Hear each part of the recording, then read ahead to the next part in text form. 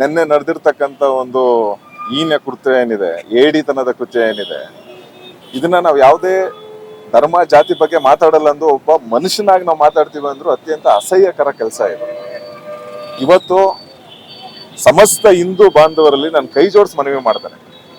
ನಾವು ಇವಾಗ ತಾನೇ ಒಂದು ಬೃಹತ್ ಪ್ರತಿಭಟನೆ ಮುಗಿಸಿ ನಾನು ಅಲ್ಲೂ ಕೂಡ ತುಂಬಾ ಸ್ಪಷ್ಟವಾಗಿ ಹೇಳಿದ್ದೇನೆ, ನಾವು ರಾಜಕೀಯ ಮಾತಾಡೋದಾಗ್ಲಿ, ಬೇರೆ ಜಾತಿ ಮಾತಾಡೋದಾಗ್ಲಿ, ಧರ್ಮ ಮಾತಾಡೋದಾಗ್ಲಿ ಅದಲ್ಲ. ನಾವು ನಿನ್ನೆ ನಡೆದಿರ್ತಕ್ಕಂಥ ಘಟನೆ, ಆ ಕಿತ್ತೋದ್ ನನ್ನ ಮಕ್ಕಳು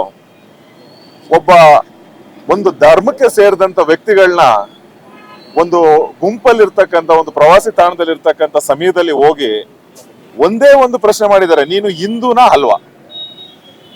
ಯಾವುದೇ ಕಾರಣಕ್ಕೂ ಕೂಡ ನಾವು ಚಿಕ್ಕ ವಯಸ್ಸಿಂದ ನಮ್ಮನ್ನ ಒಂದು ಆಚಾರ ವಿಚಾರ ಸಂಸ್ಕೃತಿಯಲ್ಲಿ ಬೆಳೆದಂತ ಒಂದು ನಾಗರಿಕತೆ ಇರ್ತಕ್ಕಂಥ ಒಂದು ಇಂಥ ಅತ್ಯಂತ ಅದ್ಭುತವಾದ ದೇಶದಲ್ಲಿ ನಮ್ಮನ್ನ ಬೆಳಿಬೇಕಾದ್ರೆ ನಮ್ಮ ದೇಶ ಶಾಂತಿಯುತ ದೇಶ, ಶಾಂತಿ ಪ್ರಿಯ ದೇಶ, ಸರ್ವರಿಗೂ ಸಮಪಾಲು ಸಮಬಾಳು, ಸರ್ವ ಜನಾಂಗದ ಶಾಂತಿಯ ತೋಟ, ಈ ತರ ಎಲ್ಲ ಹೇಳಿ ನಮ್ಮನ್ನು ಬೆಳೆಸಿದ್ರು. ನಾವು ಅದೇ ರೀತಿ ಬೆಳೆದು. ಬಟ್ ನಿನ್ನೆ ನಡೆದಿರೋ ಘಟನೆ ನೋಡಿದ್ರೆ ಅದೆಲ್ಲ ಚಿತ್ರ ಆಗೋಯ್ತದೆ ನಮ್ಮ ಮನಸ್ಸಲ್ಲಿ.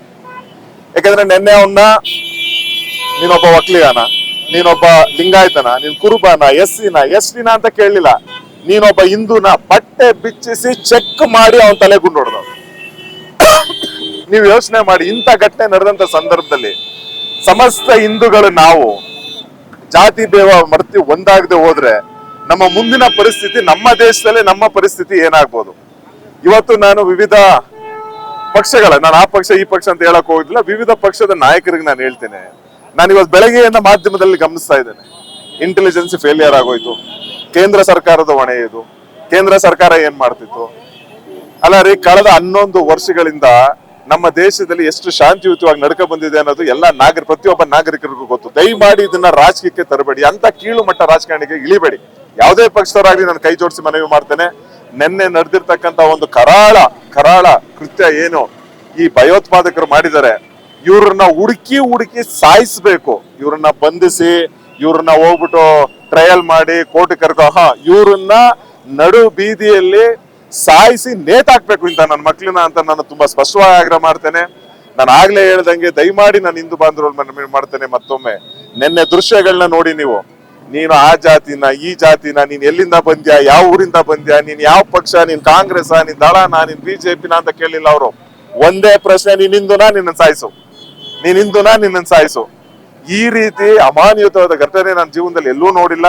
ಸೊ ಹಾಗಾಗಿ ನಾನೆಲ್ಲ ಹಿಂದೂ ಬಾಂಧವರಲ್ಲಿ ಮನವಿ ಮಾಡ್ತೇನೆ, ನಾವೆಲ್ಲ ಒಗ್ಗಟ್ಟಾಗದೆ, ನಾವೆಲ್ಲ ಹಿಂದೂ ಅನ್ನೋ ಒಂದು ಪರಿಕಲ್ಪನೆ ಇಟ್ಕೊಂಡು ಬೆಳೆದಂತ ಒಂದು ಸಂಸ್ಕೃತಿ, ಒಂದು ನಾಡು ನಮ್ಮದು. ಸೊ ಅದ್ರ ಪ್ರಕಾರ ಬದುಕಬೇಕು ಅಂತ ಇಚ್ಛೆ ಇರ್ತಕ್ಕಂಥವ್ರು ಇವತ್ತು ಆ ಸೋನಿಯಾ ಗಾಂಧಿ ಅಳಿಯ ಮಾತು ಹೇಳ್ತಾನಂತೆ, ಹಿಂದೂಗಳೇ ಸರಿ ಇಲ್ಲ ಅದಕ್ಕೆ ಹೊಡೆದಾಕ್ಬಿಡ್ತಾರೆ ಅಂತೆ. ನನ್ನ ಮಗನ ಹೊಡೆದಾಕ್ಬೇಕೋ ಬೇಡವ ನಾವು? ಅವನ್ನ ಗುಂಡಿಟ್ ಕೊಲ್ಬೇಕೋ ಬೇಡವ ನಾವು?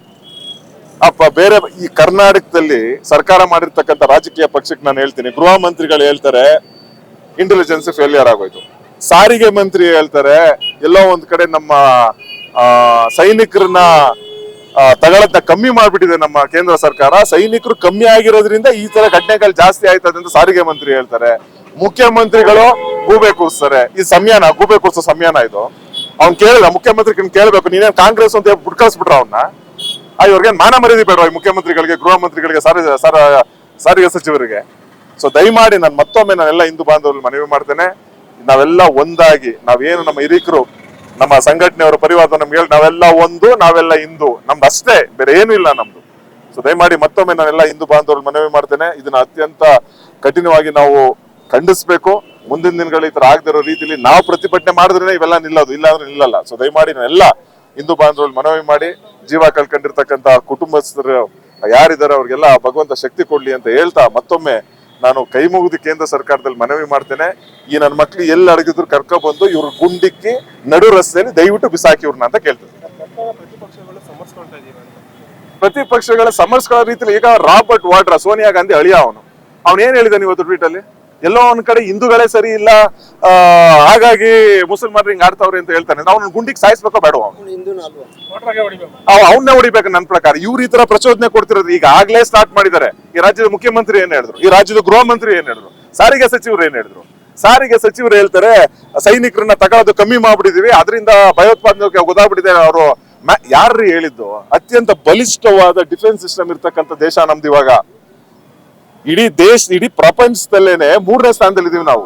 ಅಂತ ಬಲಿಷ್ಠವಾಗಿರ್ತಕ್ಕಂತ ಡಿಫೆನ್ಸ್ ಸಿಸ್ಟಮ್ ಬಗ್ಗೆ ಒಬ್ಬ ಸಾರಿಗೆ ಮಂತ್ರಿ ಆಗಿ ಮಾತಾಡ್ತಾರೆ ಅಂದ್ರೆ ರಾಮಲಿಂಗಾರೆಡ್ಡಿ ಅವ್ರು ತಪ್ಪಲ್ವಾ ಅದು? ಅದ್ರಲ್ಲಿ ದುರಾದೃಷ್ಟ ನಮ್ ಜಿಲ್ಲಾ ಉಸ್ತುವಾರಿ ಮಂತ್ರಿ ಬೇರೆ ಅವರು. ಸೊ ದಯಮಾಡಿ ಇದನ್ನ ಖಂಡಿಸ್ತೇವೆ ನಾವು.